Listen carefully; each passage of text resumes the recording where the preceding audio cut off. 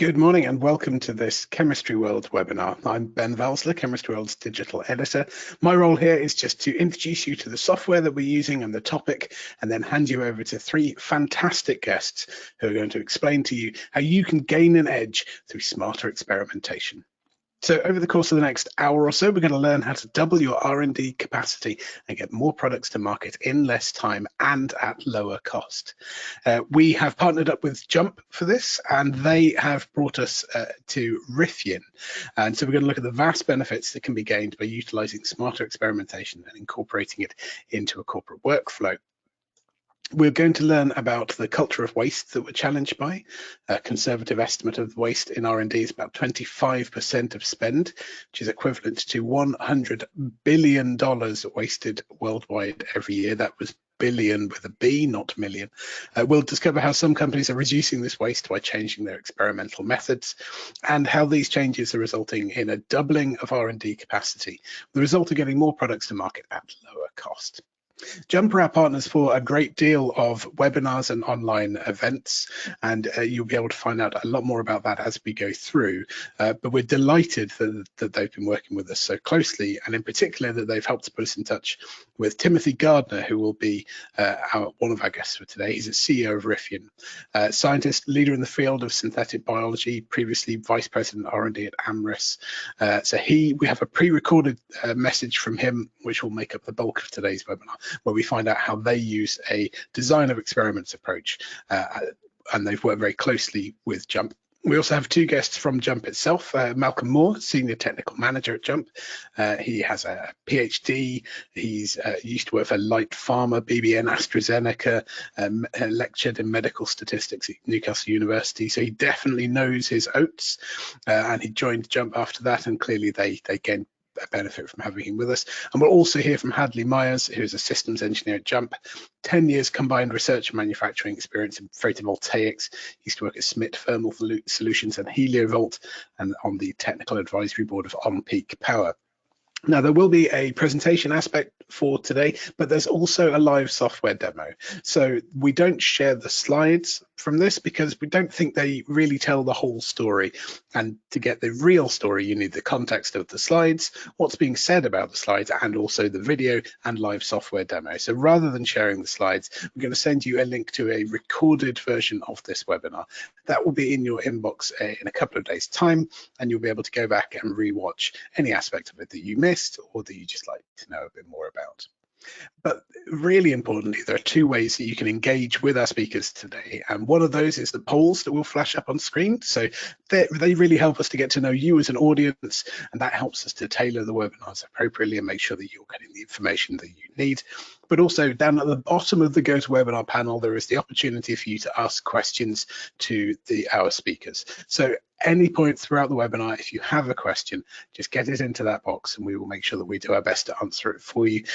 If it's something that we can't answer at the time, but we do have an answer afterwards, then we've got your details. We'll drop you a line. So please get those questions in. Your questions and your engagement with that poll are really what make webinars really good and engaging. So do please keep them coming in as we go throughout. I think that's probably quite enough from me now. I think now we should hand over to Malcolm, who's going to do the initial part of this introduction before we come to our first poll. So Malcolm Moore, once again, Senior Technical Manager at Jump. Let's see if we can get Malcolm up on screen and see his slides. His slides are a good start, but also we've got a webcam for him. Hi, Malcolm. Thank you for joining us. Lovely to see you. Glad we've got things working. But we can't hear you yet, so let's just make sure that you are unmuted as well. It's all well and good to see you. Unfortunately, still very quiet. Let's see. There we go. That looks good.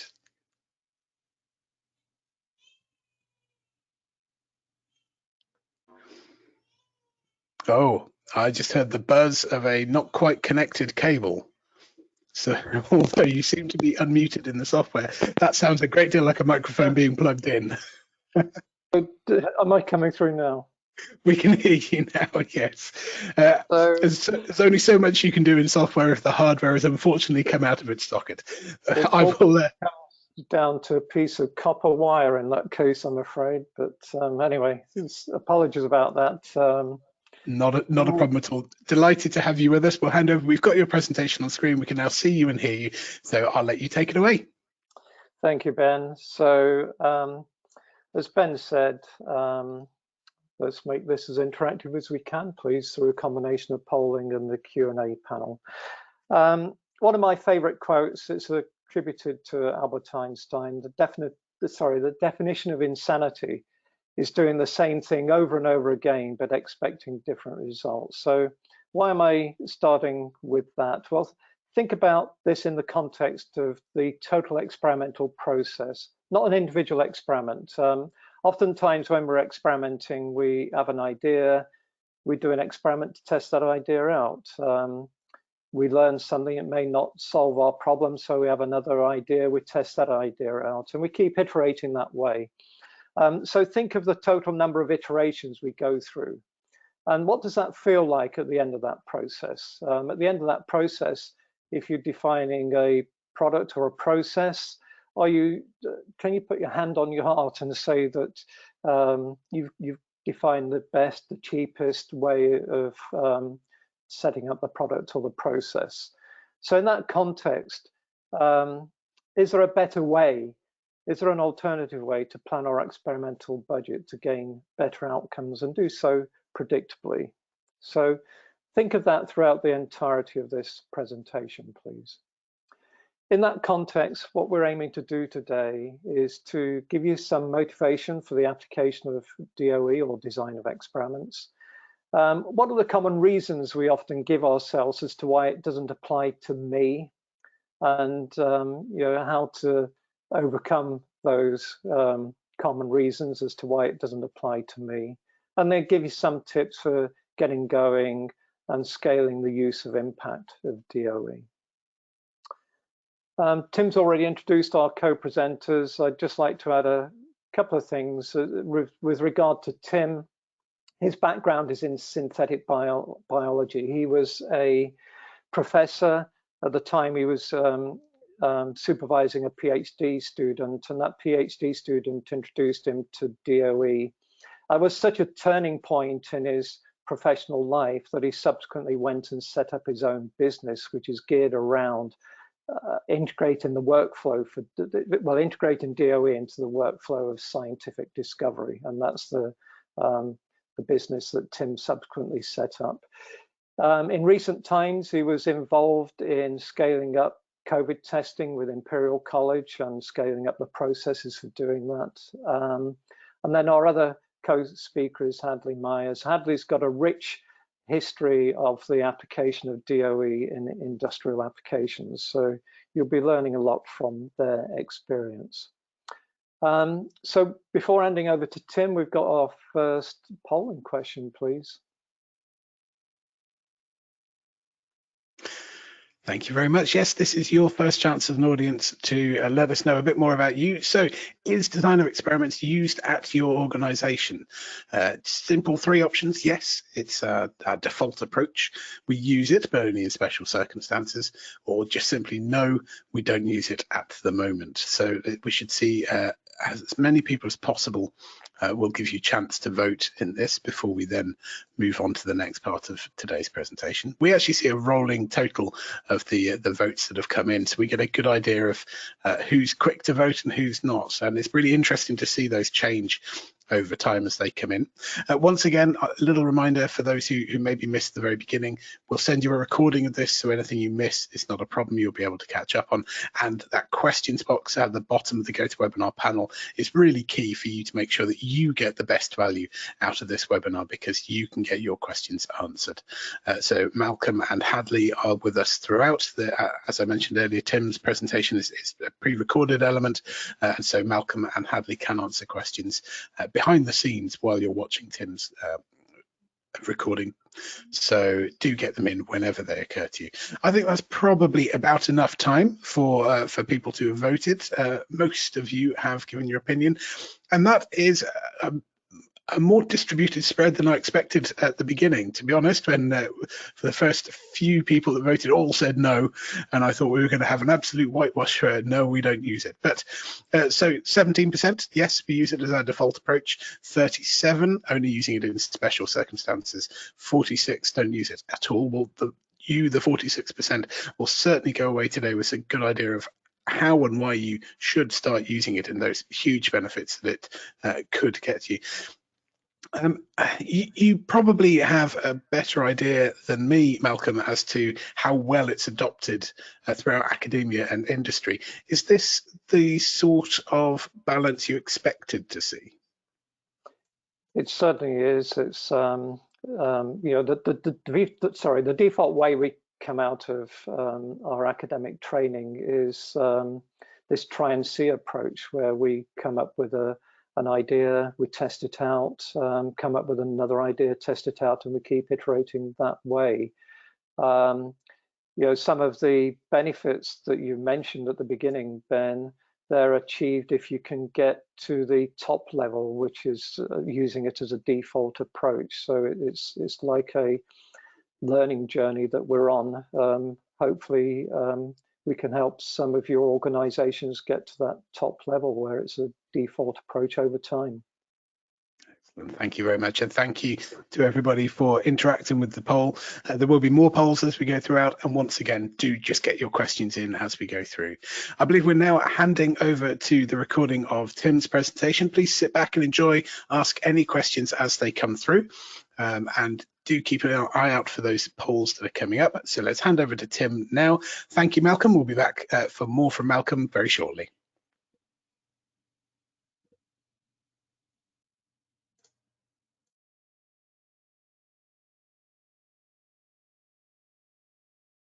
Hi there.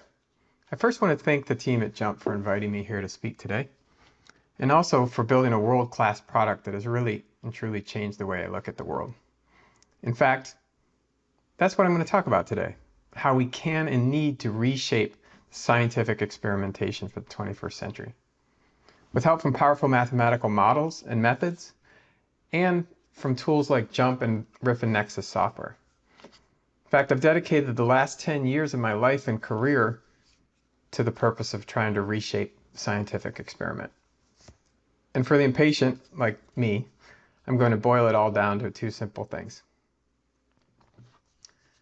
First, experiments are measurements that generate data. And second, data is an asset for building models of the world. Sounds simple, I know, that's the point. But actually, from the earliest age, we're taught something different. We're taught and retaught that the purpose of an experiment is to answer a binary question. That it's to define the question as a provable hypothesis and then test it. In other words, we're taught that an experiment is a judgment process to decide if something is true. We're taught that it's not just the experimental method. In fact, we're taught it's the scientific method itself. And this approach has carried us far in society, but I think it's no longer adequate for today's science. It's not really how we learn things, and it's not really how we understand the world. Such an experimental paradigm, one that reduces our complex world to just a sequence of binary judgments, I think it does an injustice to the richness of nature's workings. Take weather forecasting as an example. You could run an experiment to answer the question or to prove that winter is colder than summer, but that's not understanding weather and climate. To understand is to be able to predict, and for that you need to measure and integrate massive data streams and mathematical models on the dynamics and heat and the activities of complex air and water flows across and between water and land masses. In short, to truly understand something is to build a predictive model of it. One with rich shades of gray and multitudes of interacting variables. One that can explain past observations and predict future behavior. And for that, an experiment must be a much richer tool, a tool for characterizing the multivariate complexity and continuity of the real world. So let me explain with an example close to my heart, one from yeast bioprocessing. This is the DSM Amyris plant in Brazil, which I helped to create some years ago. And those tall tanks you see, those are 3 of the 6 200,000 liter reactors carrying genetically engineered yeast. These yeast turn sugar, which you can see in the sugarcane backgrounds, the fields in the background, into a designer oil called farnesene. This plant runs the most advanced human engineered yeast and bioprocess in the world. It broke nearly all records and limits that every world expert on yeast said couldn't be broken. And along the way, there was some brilliant science and engineering that used really sophisticated data tools, including JMP, to deliver those innovations. And one of them, my favorite in fact, was to just add water. Just add a little more water to the reactor and you get 5 to 10% more product out. Let me briefly explain and show you how this came about. So what you see here is a collection of data points from a single experiment, plotted on the axis of product yield versus a particular parameter. There really isn't a whole lot from that experiment to see or conclude. But when you combine 500 different experiments together in a single aggregate data set, not one of those experiments of which was designed to test this particular parameter X versus yield, you find something really extraordinary. That aggregated high-quality set of data revealed unexpected correlations, which you can see by that trend line, that regression line. This stacking of measurements together unearthed a critical model of yeast physiology, and when we combined that model with another model, a physical model of reactor dynamics, it predicted that if you just add a little bit of water to the reactor, you get more product out.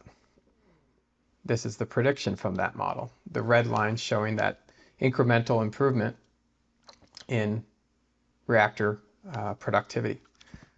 And guess what? It worked at 200,000 liter scale, in fact, and it saved millions of dollars in production costs. And if you buy a little bit of Amyris's Biossance cosmetic products today, or if you take vitamin A made by DSM, you're getting a little bit of the benefit of that optimized plant yourself. So good experiments are a measurement of natural law, not just simply a judgment of whether a question is true. A successful experiment generates a rich tapestry of reusable information, multivariate information, not just binary answers. And maybe this seems kind of obvious or philosophical navel-gazing, but it's not. The implication is profound. Consider this analogy that I've shown here. A caliper versus a car race. The caliper is a measurement. It generates data about matter. A car race is a judgment. It resolves a postulate. If you compare the two, you see, and you think about a caliper as delivering multivariate information about different aspects of what you measure. The car race is binary. A measurement is permanent and absolute. A judgment is temporal and it's relative to the comparison you're making. And a measurement is a building block for predictive modeling, whereas a judgment is a building block, frankly, for belief and confirmation, validation of belief. And that last bit here, the building block for predictive modeling, that's the key point. That's the key difference between these two approaches to experimentation. As Sidney Brenner once said, who is a Nobel laureate for discovering mRNA, he said, a good measurement generates complete, accurate, and permanent data. Data that's a reusable asset that can be extended and built upon to assemble a full understanding of natural law, a predictive understanding. So why does this matter? Because thinking of experiments as measurements alters how you approach your job as a scientist. You don't ask anymore, is my hypothesis true? You ask, is my measurement a precise and accurate characterization of nature? Does it generate quality, permanent, reusable information? Then you realize your job as a scientist is actually manufacturing. It's the manufacturing of information and understanding, not of things. And if you accept this, then something really profound shifts in your scientific worldview. You realize that an experiment is really a physical process, like a manufacturing process, a process that can be perfected, just like the processes used to manufacture things. And in fact, there's a well-developed tool set for improving such processes, tool set that's been developed over decades and decades, from well before the 1950s, that's been applied in manufacturing and embedded into some of the best software in the world, including JMP and Riffyn's own software. This is sometimes called DMAIC, for define, measure, analyze, improve, control, or sometimes called measurement systems analysis. But these methodologies are proven, and they're proven to deliver extraordinary value. Here's a simple example of how this works in an experimental context. So here we're trying to measure a kid's height. And we could see this as a simple judgment, a hypothesis, such as, I think my kid has outgrown me. Let's test if that's true. But instead, we'll view this as a measurement process and understand its precision and accuracy. That way we can gather high-quality data for future use. For example, to model our kids' growth rate variations during childhood. That's one way we might use this data in the future. So here, the objective as a measurement process, using kid height as an example of a measurement process, is to obtain accurate measurements needed for this planned use. And we start by outlining this process as a series of steps. First, you set the kid against the wall. You place a ruler on his head. You stretch measuring tape from the floor to the ruler to mark the height. And then you record and transcribe this to a computer. Then you look at that process and you write down all the materials and inputs and outputs, all the actions that occur during each of those steps. And those become a measure or an articulation of the potential sources of error in that measurement process. And these sources of error can be extremely costly, particularly in large-scale situations like the bioprocessing example. They can be costly in an R&D situation because they can lead to false conclusions or unusable data and wasted time and money. But they're also keys. They're the keys to improvement. Understanding where those errors come from and why they're driving variation in your process, that's the key to making a good measurement. It's something that's often underappreciated in scientific contexts. So here's the outcome of doing that work with this kid height measurement. This is 51 measurements illustrated here that I took of my young son's height some years ago. And yes, he was truly a trooper in this effort, very patient with me as I put him up against the wall 51 times. And we did that to assess the impact of different variables, including the position, his position, and the ruler angle as sources of errors. And we found that the total error in our measurements was about 1/4 of an inch. And we also found, down at the bottom there, you can see, breaking down the error sources using JMP's variance components analysis tool, that the strongest contributor to our error was the wiggliness. Kids are wiggly. And then the second source of error was the angle of the ruler. These drove about 95% of the error in this measurement, and nothing else in that long process of things we did really mattered much. So we can learn from this, and we can learn how to improve it. And we can, for example, learn that duct taping our kid to the wall would make our measurement much better. So quality is a game changer. It's a game changer not just for measuring your kid's height, of course, or scientific experiments. It's a game changer for the auto industry, for all aspects of human life. And in fact, it was in the auto industry that the revolution really started. It's where quality and total quality really got its mojo, so to speak. And this graph here shows why. From the 1960s to about 1980, the Japanese auto companies adopted total quality methods, the kind of methods I just explained with this example of kid height. And When they did that, they saw their productivity in manufacturing triple over those 20 years. And in comparison, the US auto industry, which was still using the less sophisticated methods of World War II manufacturing, they didn't see any increase in productivity. And this is a pretty profound outcome. It was so profound that it transformed the rest of the auto industry eventually. And now everybody does things this way. And even the cheapest car you can buy comes with tremendous quality. And quality can revolutionize science too. In this example, you see in red the improvement in strains of yeast that we were trying to build for that plant that I talked about earlier. And early on in that history, up until about 2009, we were struggling. We had made some giant leaps and advances in the performance of those yeast strains, but then we stalled. 100 researchers working on this program with no gains for almost a year until something changed. And what changed is we improved our measurement quality. And you can see the difference there. We reduced error in measurements by about 6-fold. And when we did that, almost literally overnight, we saw an increase in performance of the yeast strain. And the reason is very simple. When we had all that noise in the system, all that error, we couldn't see the smaller improvements that were coming as the yeast performed at higher and higher degrees.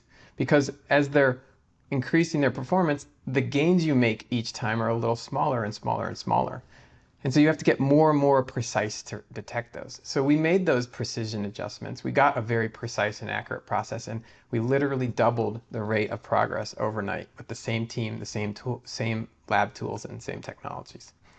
It was using information and process improvement to our advantage. So here's another example. And this is an example from my time at Boston University as a professor. And I was working here with Jeremiah Faith, who was a star student, now a professor at Mount Sinai School of Medicine.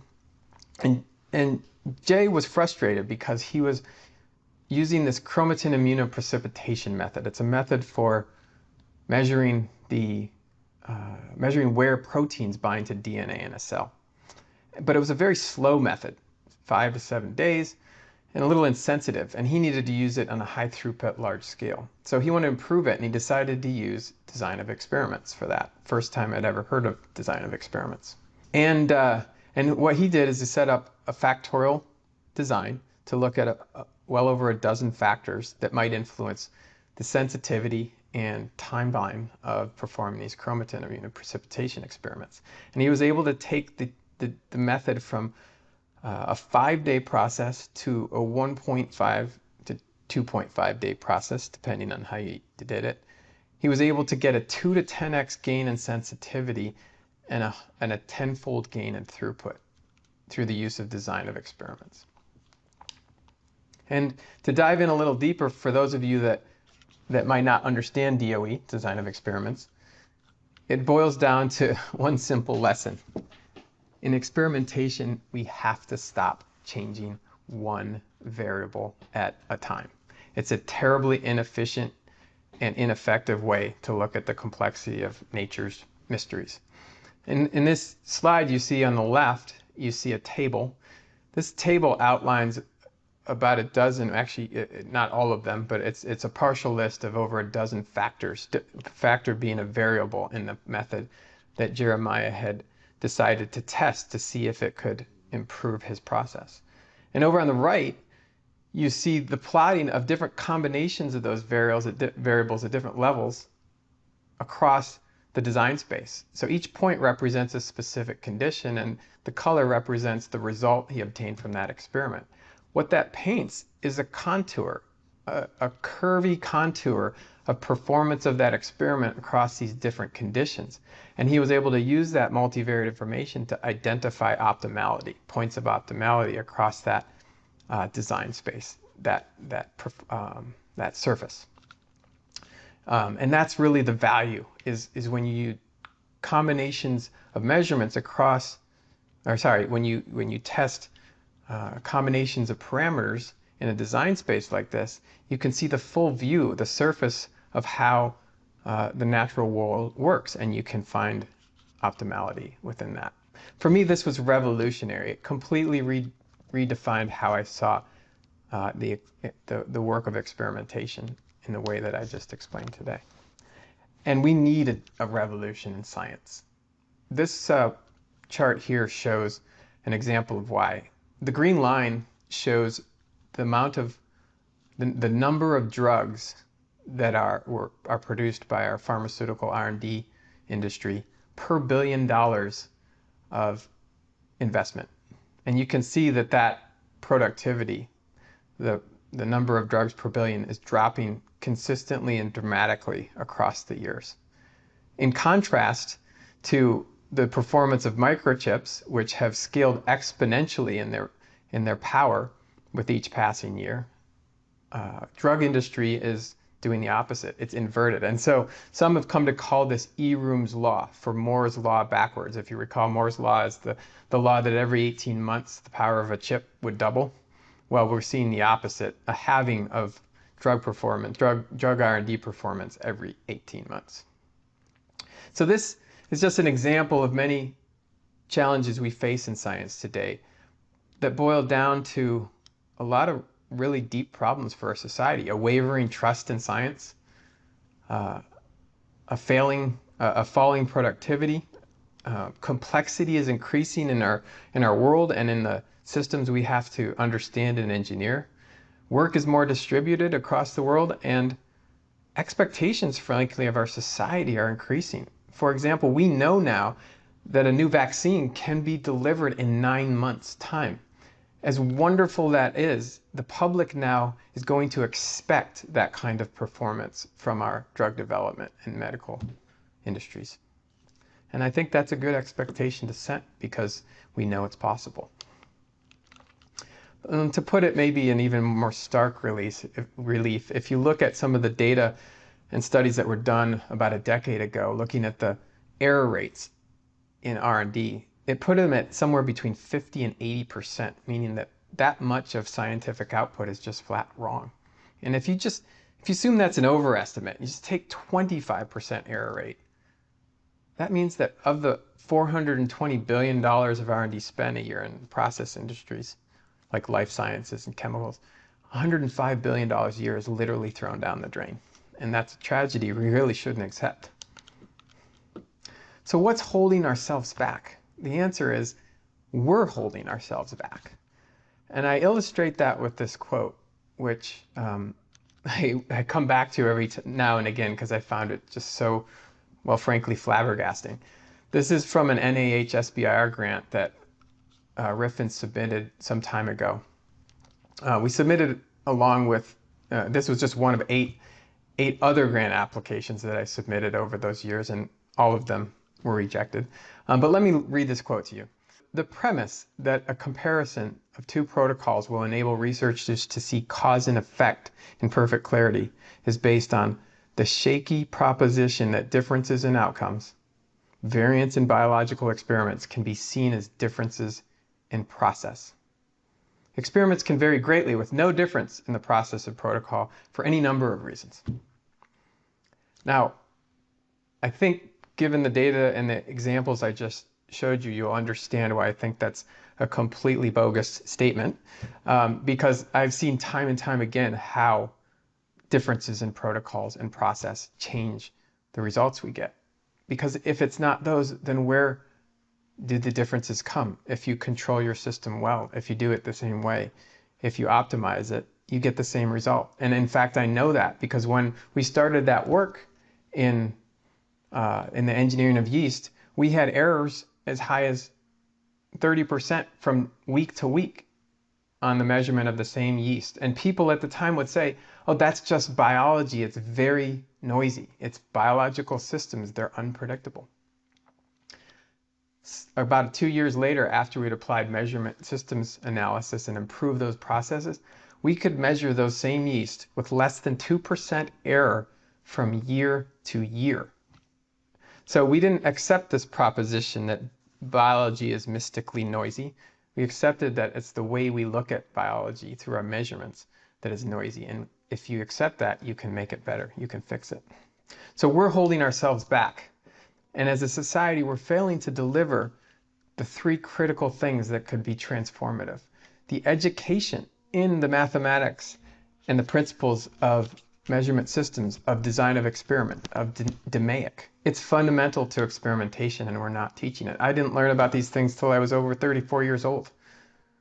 And we're not delivering the tools that can capture and gather and integrate the data we need to apply these tools and understand multivariate systems.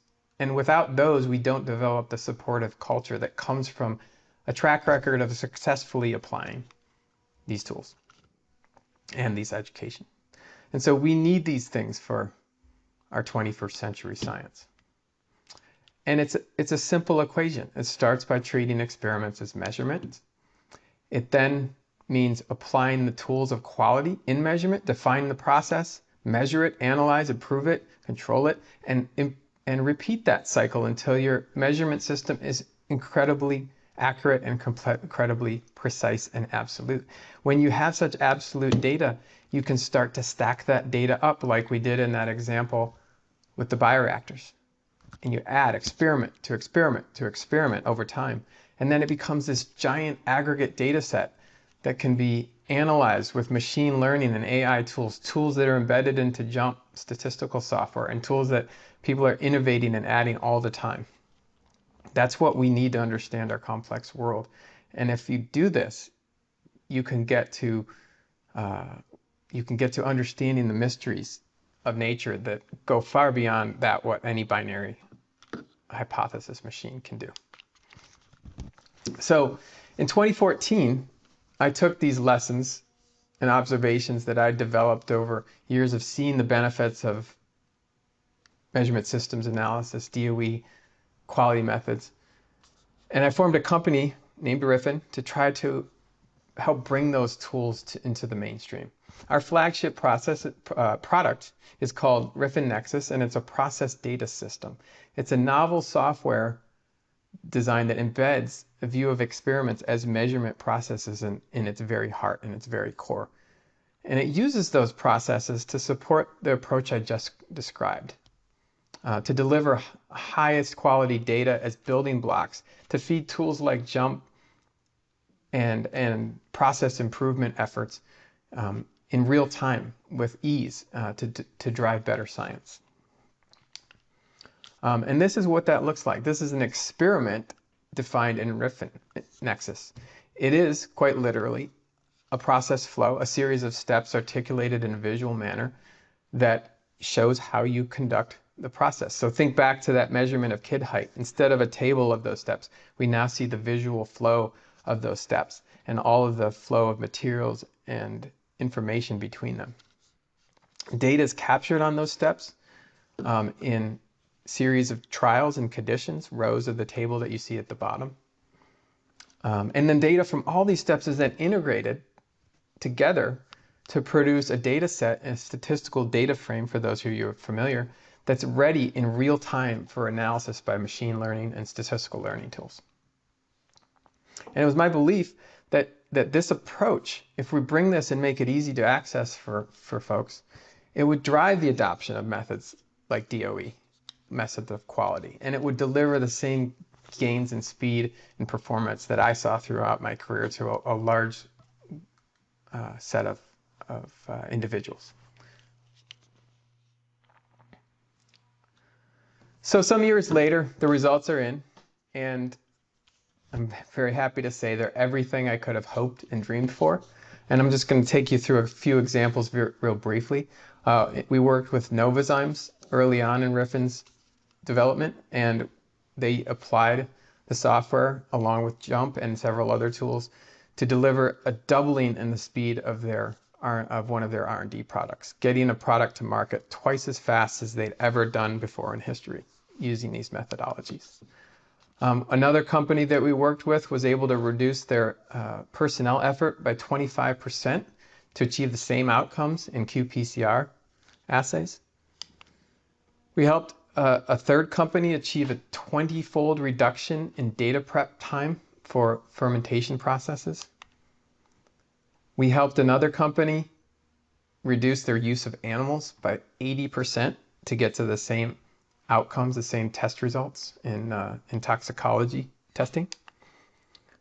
We helped another company save 16 hours, my typo there, 16 hours saved per batch that they ran in oral solid dose manufacturing.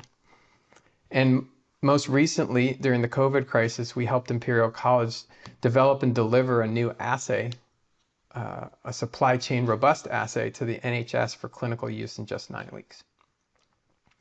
And this is why I do the job I do, and why the hard work of starting a company and building a new technology is worth it, because delivering these kinds of gains are reward unto itself.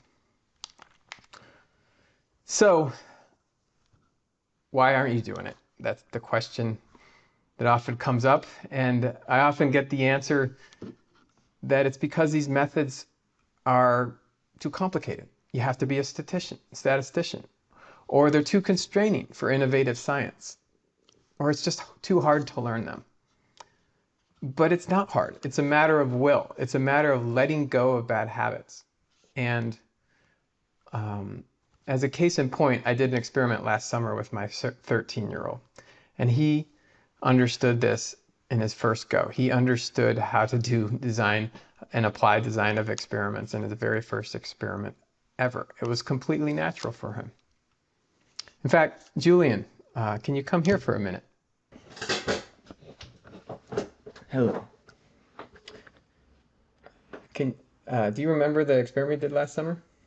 Yeah, we were trying to make a homemade AC unit by ourselves. And what were we trying to measure in that experiment? We were trying to measure the rate of heat transfer using different materials and different size tubes. And how did we set up the experimental design for that? We used a chart or graph, and we put in rows and columns for different material combinations and sizes. And what did that table, that chart do for us? How did we use it? The chart helped us design our physical experiment. That's right. And was it hard to understand how to make that? It was not very hard to understand. What was hard is trying to make the actual experiment. Why was that hard? Well, because the water kept on leaking and we didn't have real materials to help clog the holes. So what you're really saying is that your dad's clumsiness in the garage is the problem? Yes. Not the statistics? No. Thanks. Well, thanks for that, Julian. All right. Julian, as you just heard, learned DOE doing this experiment. To get that started, I filled out the first few rows of a design matrix for a DOE, a test of different conditions, of different materials and diameters of these tubes to test heat flow. And then he picked it up very quickly and he started filling out the rest on his own. And you can see that design matrix in this slide in the upper right. That's what we built together, looking at diameter and the bath, use of a bath, and the material that we were tested. There wasn't a lot of instruction needed. It was really quite natural for him, as he said himself. And it was natural because he was never told to change one variable at a time. So thanks for your time, and I hope you take away the key message, which is that it's time to reshape the experiment for the 21st century.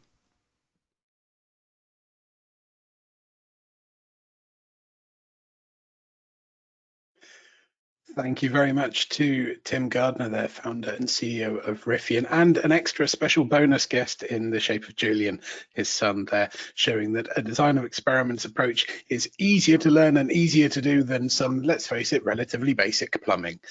So thank you very much to both Tim and Julian there for joining us. The next thing we have another poll. We're going to learn a bit more about you as an audience. So let's run our next poll, please. Here we go. So how do you think design of experiments might help you perform your job?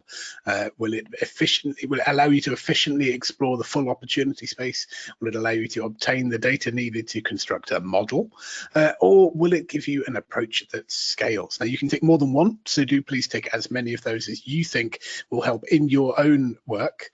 And obviously we're not just quizzing you about generally DOE. We want to know what it will do for you personally in your own line of work. So do please take that.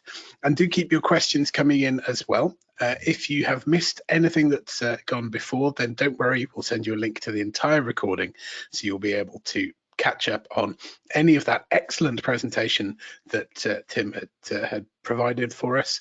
The slides did say confidential, as has been pointed out to us in the comments by Richard, but Tim prepared all of that for us. Very happy to share everything that was in there, so don't worry too much. I don't think there was anything there that you weren't allowed to see. So thank you once again to Tim. Let's give you a couple more, a little bit longer to complete that poll. And then what we'll do is we'll bring Malcolm back in briefly for a comment on the poll. And then we're going to hand over to Hadley, who we haven't heard from yet. He's systems engineer at Jump. He's going to show us the software in action, as you get to see a real-time demo of Jump in action. That's probably enough for the poll. Now let's have a look and see what people think. So 74% of you think that it will help you to efficiently explore the full opportunity space, far more so than doing the one factor at a time approach that we may have been taught in high school or even in college. 69% very similar, think it'll help you to obtain the data that you need to construct a model, and 38% of you are interested in having an approach that scales. Now, of course, this may vary depending on your industry, whether you're working on small batches, maybe finding new drugs, for example, or maybe you're looking at ways to scale up a huge operation to industrial scale. So let's get Malcolm back on now. I will invite Malcolm to comment on these results, and then he has a little bit more presentation before we hand over to Hadley. Thank you, Ben. So they are all good benefits of the DOE approach. So it's quite reassuring that we've got such a good spread of replies to the question. DOE will certainly enable you to fully explore the opportunity space. As Tim was emphasizing, the DOE mindset changes our mindset from a series of binary tests to the manufacture of data and information, and that information persists as an asset that enables you to generate understanding and show why a product or process works the way you've designed it to work. So that they are all, and then as a method, as you scale it from being in the hands of the few to the hands of the many, it's the method that scales for your organization to deliver many of the benefits that Tim was emphasizing.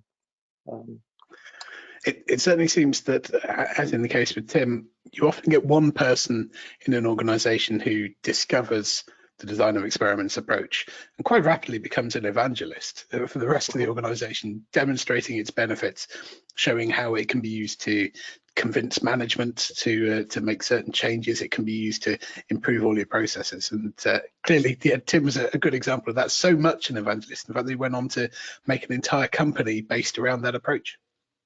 Yes, it clearly made a big impression on Tim, and he's very passionate about the role of DOE. And I'll let you just recap, and then we'll hand over to Hadley. Sure. So, just briefly, this is recapping many of the points that Tim made. He emphasized that there's a number of studies that were done around about 10 years ago on the reproducibility of results in R&D and the like, and anywhere between 50 to 80% of that work was not reproducible. It was wasted. He took a conservative estimate of 25%. The worldwide R&D spend apparently is $400 billion. So a simple bit of maths there to tell you that conservatively we're probably wasting worldwide $100 billion. Let's do something about that. He was challenging us, let's stop thinking of experimentation of a series of binary judgment. He also said expectations are changing. He referenced the fact that we were able to bring a COVID vaccine to market in 9 months. So many companies are now starting to change their mindset with regard to experimental methods, with the focus being on our goal is to generate information and understanding, and then that information and understanding is used to drive decisions, better decisions. It gives us time to work on more projects. We're doubling R&D capacity, and the products that we are getting to market get to market at lower cost. So many things to think about and messages to take away if you need to motivate your company or your boss to help you or allow you to give DOE a try. So I'll hand over to Hadley now, please. Okay, well, let's just pass control to Hadley. So Hadley's actually doing a jump demonstration for us. So again, this is why we send you a recording rather than the slides, because you'd have missed out on seeing the real software in action. Hadley, we can certainly see you on screen. We can see your screen as well. Just need to check that we can hear you. Can you hear me? We can hear you, yes. And one day I will ask you to play us a tune. If you've got a guitar behind you, it's only a matter of time before we get a rendition of something. I will leave you to demonstrate the benefits and DOE in action. Thanks for joining us. Sure thing. So thank you very much. In order to truly understand what design of experiments is, it's useful to contrast it with an alternative approach. And one such alternative, as we heard, is the one factor at a time approach. So that's an intuitive approach. It's easy to understand, but over the course of the next few minutes, it'll become clear to you, if it isn't already, what the shortcomings of that approach are and why design of experiments has become the standard methodology for collecting information about a process across a range of industries, but particularly those industries where there's pressure to innovate, where their business depends on gaining and maintaining a technological advantage over competitors. So I've got a very simple example here of a process in which we're trying to maximize the yield, and we have two variables under our control, time and temperature. What the one factor at a time approach tells us to do is to vary one factor, keeping all others constant. So we'll start by varying time, keeping temperature constant. We'll choose our best setting, and then we'll vary temperature, keeping time constant. So some of you watching this probably already see a potential problem with this approach. How do we know that that is truly our best setting? How do we know that there aren't other combinations of our factors that result in even higher yields? And how do we know somebody else isn't going to find those? In fact, the one factor at a time approach frequently leads to suboptimal solutions. And the reason it does that is because it assumes that the effect of one factor is the same across each level or each setting of the other factors. In other words, no interactions. And so what some people do when they realize that is they'll go back and iterate through the process again. So they'll vary time and then temperature and so on. Of course, that adds many more runs, which increase cost, takes a lot more time, and it's unpredictable. So you'll never know how many more runs you need to do in order to find your optimum solution. You won't even be able to recognize it once you have found it. So when people realize that, what they often do is they abandon this approach entirely in favor of a try and see approach. So we'll try a few settings, see what we get, try a few more, and then hope we find something that maybe we can live with. Of course, that's entirely unpredictable as well. The design of experiments approach, on the other hand, chooses the runs ahead of time that maximize the information that you get over the entirety of the design space. So you can see one example of a designed experiment here. This is called a full factorial experiment. It was invented just about 100 years ago. And since then, there have been advances in design of experiments that mean that you don't need to do all combinations of your input factors in order to find an optimum solution. You can do fewer of them. So if you're faced with different constraints in your process where runs are expensive or material is scarce, or maybe some of the factor settings may not be possible or practical, there are still opportunities for you to benefit from an analytic approach to experimentation. So let's take a look at an example of a company that's manufacturing liquid crystal displays. And in order to achieve sharp images, they need to mill pigment particles down to below 200 nanometers. What they found is that the time required to do this is extremely variable, and that the milling stage has become a bottleneck in the entire process that's preventing them from meeting demand. So this company has effectively wasted lots of money funding uninformed experiments that yielded ineffective solutions. Meanwhile, they've struggled with an inefficient process that simply isn't producing enough material. And they are now faced with the unenviable decision of living with the way things are, or abandoning this project entirely, or else building a second production line, which is something that they just haven't budgeted for. And those consequences to the individuals involved as well. It's no fun being involved with a company that's experiencing delayed project milestones and cost overruns or missed deadlines. Customers are annoyed, but employees are annoyed as well. And eventually both are going to start looking elsewhere. All of this effectively means a loss of competitive advantage for the organization. And so let's take a look at their current situation. When they developed this process, they found that the time required to mill the pigment particles down to 200 was above where they wanted it to be. You can see this target blue line here. But as they moved this into production, this time steadily increased. So the reason this happens is because there are variables affecting the output that haven't been identified in R&D, and they now need to go back and find what those variables are.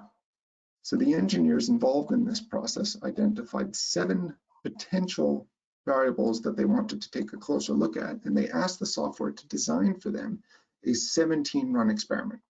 So you can see here each row of this table corresponding to 1 run of the experiment. They performed each one and recorded the time in this column here, and then once this was done, they used the same software to analyze the results. And what they found was that there were 3 factors that were significant that they had missed before. You can see these 3 factors here, and you know they're significant because these lines are quite steep, or in some cases curved. And so that means that as they adjust these settings, that there's a significant impact on the output. By contrast, these 4 variables here really didn't have any effect on the output. So as they adjusted these, nothing changed appreciably. And so they could use this information to find a setting of their significant variables that truly minimized the time required to mill these pigment particles down, thus solving this problem in just 17 runs. So I hope you found that useful and informative. And I think now we'll take the next polling question. Thank you very much, Hadley. It's good to see the software in action as well. We really can see how quickly and visually, without even needing to look at the numbers, you can quickly demonstrate to somebody, these are the factors that we need to look at, and here's a range of numbers that we should consider, which means you don't need to be a stats expert to understand the export from something like JUMP. So yes, let's have our 3rd poll of today, and there's still a 4th one to come as well. We really are milking our audience to try and learn as much about them as we can. What main benefits do you perceive from using a design of experiments approach in your organization, for example, in projects that you run? Do you think it's likely to be more predictability in the ability to meet project milestones, increased market share by accelerating development? And we saw in Tim's presentation earlier, knocking 9 weeks off time to market. That really can make the world of difference, because the closer you are to being first to market with a product, the greater your profit, the greater your brand awareness. All of those things make a huge difference to your success. Or is it more business impact and more efficient R&D and manufacturing? Or is it all 3 or any combination of the above? And we're collecting responses as we speak, so we'll let that run for a short while longer. Still plenty of time to get your questions in. It looks, looking at the clock, like we're going to overrun a little bit, but hopefully you'll stay with us and bear with us while we get through the last bit of presentation and get to some of your questions. So please do bear with us for that. That's probably enough time, I think, given that we're a little bit pressed for time for the poll. Let's see what most people say. And it is a fairly even spread. Now, perhaps this just reflects the makeup of the audience that we have with us today. But we're seeing only 22% are looking for increased market share. But those other 2, there's clearly a big benefit in predictability and meeting project milestones, and also business impact and more efficient R&D and manufacturing. Hadley, you're still with us. Is this the sort of thing that you expect to see? Are these the reasons why people adopt DOE in the first place? Oh, absolutely. Predictability is definitely a huge driver leading companies to adopt design of experiments. And so we see design of experiments being used in project management, allowing people to allocate resources and so on, set timelines, but we shouldn't forget about the other impacts as well. So those are equally important, and companies that adopt design of experiments can definitely benefit from all of these. Excellent, thank you. Well, we're going to hand over to Malcolm again for the last bit before we have our final poll and some Q&A. Thanks again, Malcolm. I'll leave it to you. Thank you, Ben. Just to recap very briefly, I think you've got most of these benefits by now. DOE is really about predictability. What's the full set of experiments I need to run to generate the data to enable me to build a predictive model to answer all my current questions and maybe some future questions. And so it gives you, from a project management viewpoint, it tells you when the project will be completed, and you don't keep having to go back to your boss to beg forgiveness that you need more time and so on. It gives you a better balanced work life, more time to work on those other projects that are backing up, more time for yourself and less stress overall. In terms of the company benefit, then it's about increasing your R&D capacity, the ability to get more productive R&D work done in a fixed amount of time. The products and process definitions we end up transferring over to manufacturing oftentimes boosts the manufacturing capabilities and productivity. Having said all that, part of the change towards DOE is a cultural thing. So management support and commitment definitely helps. Tim mentioned the prerequisites. Just to recap them, we often come out of our training from university without the knowledge of what DOE is. So it requires a mixture of education, the tools to enable it, and also the culture matters. If you don't have that support and culture, then that needs to be worked on as well, because as the poor lonely person in this picture, going it alone is hard work, and the benefits don't scale. All the benefits you have as an individual get masked by all the other noise that's happening within your organization. So with that thought, perhaps we'll have the last polling question and then open it up to any audience questions, please, Ben. Thank you very much, Malcolm. Okay, our final polling question for today. Let's learn a little bit more about you as an audience. What is the main barrier to using DOE within your organization? Is it that you don't have the tools? Is it that you don't have the skills and the experience and the training? Or is it that you don't know how to change the culture and there is that momentum of how we've always done things and we're sticking with that? Let's have a look and see how many people are going to tick in these different boxes. So do tick all of the boxes that apply. Again, you don't have to choose just the one. And then we will start getting into Q&A. We've probably got time for a couple of questions, I think, after this. And we've got some resources to share with you as well there. If you are interested in learning a bit more, we have a full DOE training course or training series that is run on demand through the Chemistry World website that we can point you at. You can also get a free trial of JUMP software, so you can really demonstrate it to your peers and your management and so on, and show how using this you really could have made a difference. We're going to share a couple of links in the chat box. Depending on how you're logged in to go to webinar, you may or may not see those links. If you do, you can click on them or copy and paste them elsewhere. If you don't, then they'll be on screen in just a few seconds, which will allow you to type them out. That's probably enough time for the poll now, so let's close that down and see.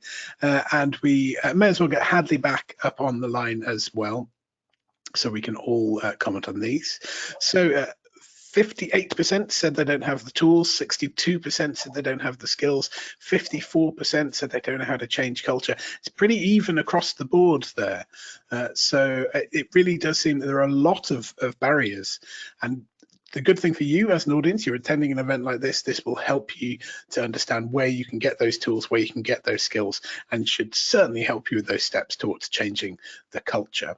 Let's close down the poll results now, and let's just show you those links on screen again. So there's a free design of experiments workshop in chemical industries, which you can get from rsc.ly/smartexp4chem, and you can do all 5 parts of that in one go, or spread it over a week, or spread it over however long you have available. It really gives you an excellent grounding in not only the background to this, but also how the software works and how you can use it to communicate excellent results.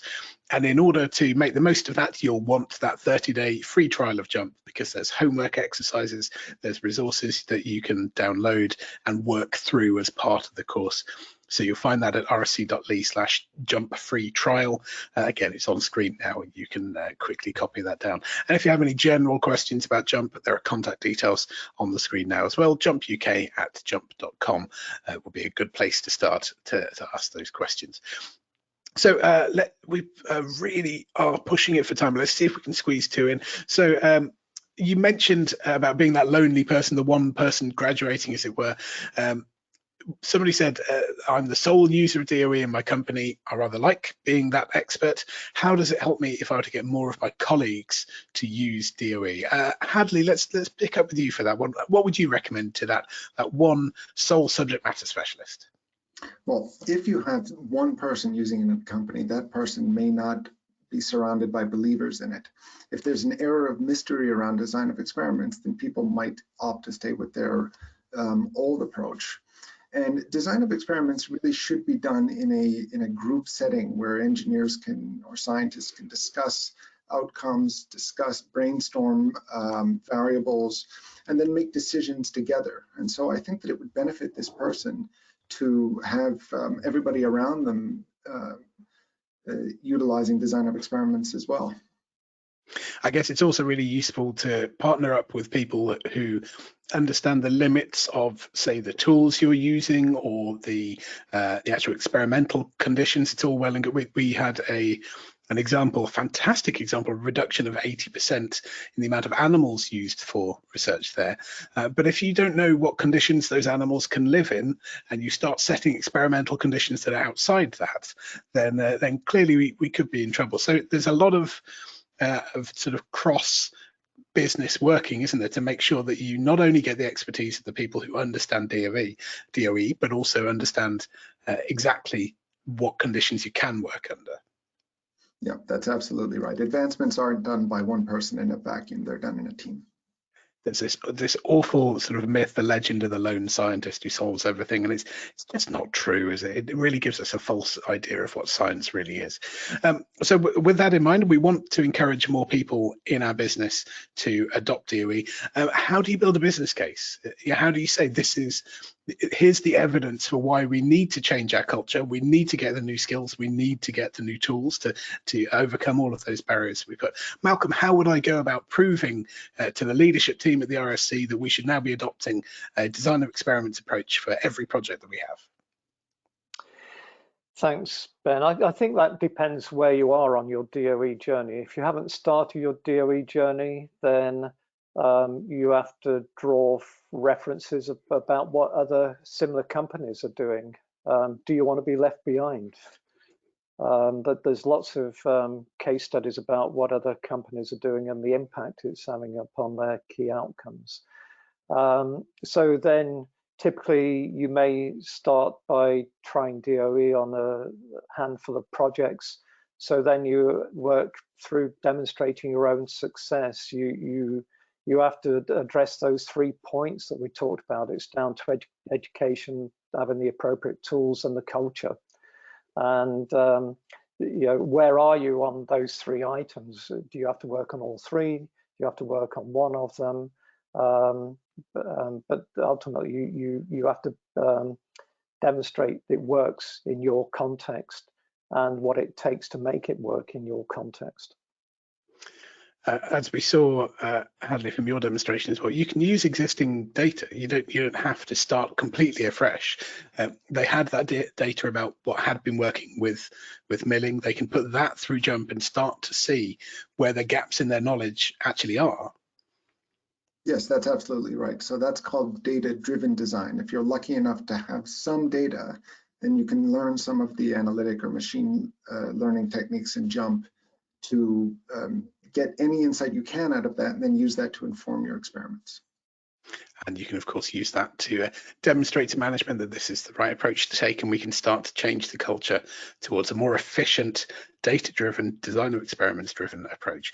We've overrun by 10 minutes, and our audience have been incredibly kind in staying with us, but I think that probably is all we have time for now. So a huge thank you to Malcolm, to Hadley, and to Tim Gardner, and of course his teenage son, for dropping in to demonstrate the benefits and how you can gain an edge through smarter experimentation. Again, do have a look at the Smart Experiments for Chemist training course on our website. The link is still on screen now, and you will need that JUMP free trial in order to make the most of it.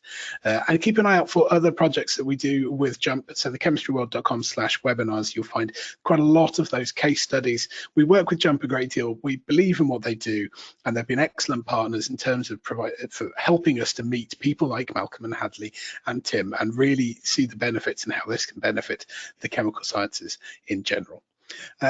You will get a recording of this, so anything that you missed, anytime you had to duck out, or anything you just want to watch again, will be in your inbox in the matter of the next few days. And also, everyone who attended live will get a certificate as well. That's just our way of saying thanks.